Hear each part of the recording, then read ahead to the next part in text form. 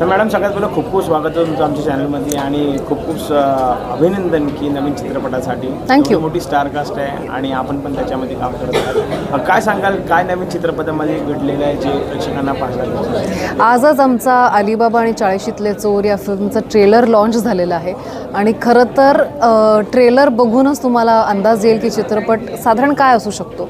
कारण ऑफकोर्स तुम्ही बघितलाच असेल. फिल्मबद्दल फार काही सांगता येणार नाही कारण ती फिल्म बघितल्यानंतर त्याची मजा जास्त आहे. पण माझ्या कॅरेक्टरविषयी एवढंच सांगेन की अदिती माझ्या कॅरेक्टरचं नाव आहे, जी एक फॅशन डिझायनर आहे. तिचं स्वतःचं बुटीक आहे आणि हे सगळे मित्रमंडळी जे आहेत ते ऑलमोस्ट एक 15-20 वर्ष मित्र आहेत आणि कायम एकत्र असतात आणि असं काहीतरी घडतं. त्याच्यामुळे आता मैत्रीमध्ये तडा जाईल का किंवा काय घडणार आहे किंवा एकमेकांच्या रिलेशनशिप्सवर एक मित्र किंवा मैत्रीण असताना काय त्याचा प्रॉब्लेम होऊ शकतो हे सगळं तुम्हाला फिल्म बघितल्यानंतर कळेल. ट्रेलर बघितल्यानंतर तुम्हाला अंदाज आलाच असेल. अनेक लोकांचे खूप चांगले रिस्पॉन्स येत आहेत ट्रेलरवर, टीजरवरसुद्धा आलेले, गाण्यावरसुद्धा आलेले.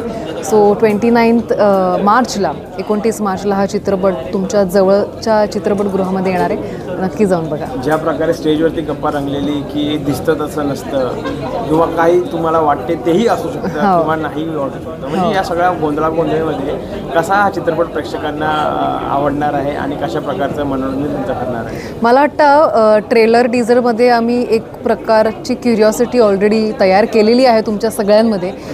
ज्या पद्धतीचा रिस्पॉन्स होतो आहे किंवा ज्या प्रकारचे कमेंट्स येत आहेत त्याच्यावरनं आम्हाला कळतं आहे की तुम्हाला अशी एक उत्कंठा राहिलेली आहे की आता नेमका काय हा चित्रपट, काय घडतं आहे, कोण काय बोलतं आहे, कसं वागतं आहे.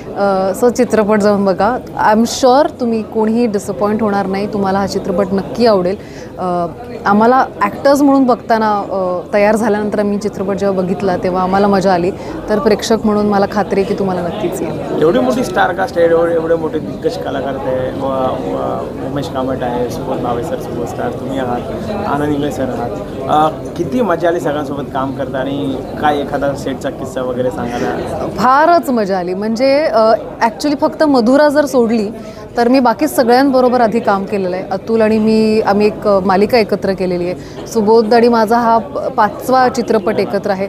सॉरी, उमेश आणि मधुराबरोबर आधी काम नाही केलं आहे. सो त्या दोघांबरोबर पहिल्यांदा काम केलं आहे. आनंदबरोबर मी नाटक केलेलं आहे. सो आणि मुक्ताबरोबर मुंबई पुणे मुंबई 2 हा चित्रपट केलेला आहे. सो एक कम्फर्ट लेवल तर डेफिनेटली होती.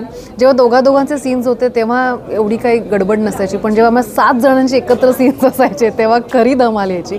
कारण तुम्हाला तर माहिती आहे सगळे कलाकार म्हणजे टाईमपास आणि कल्ला आणि मजा आणि मस्तीमध्ये तर माहिर आहेत.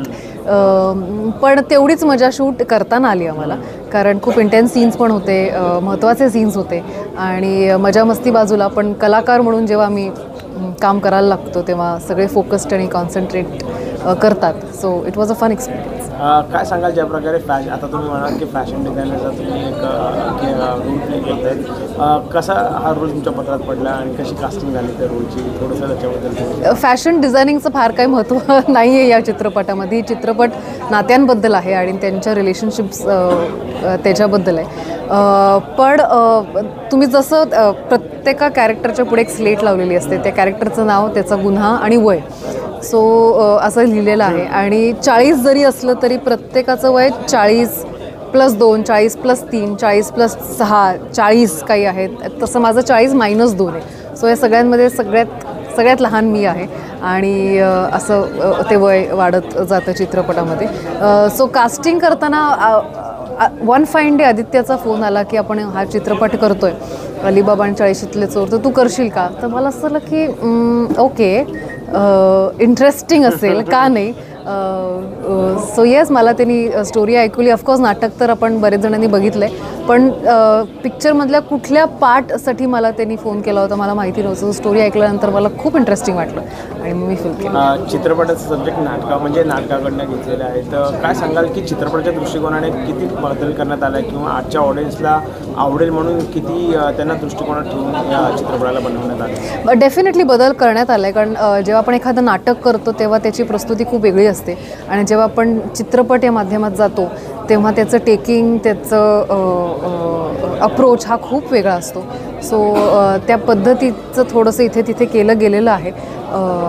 आमच्यावर नाटक तुम्ही जितकं एन्जॉय केलं तेवढा चित्रपट किंवा त्याच्यापेक्षा जास्त हा चित्रपट तुम्ही नक्की एन्जॉय करा.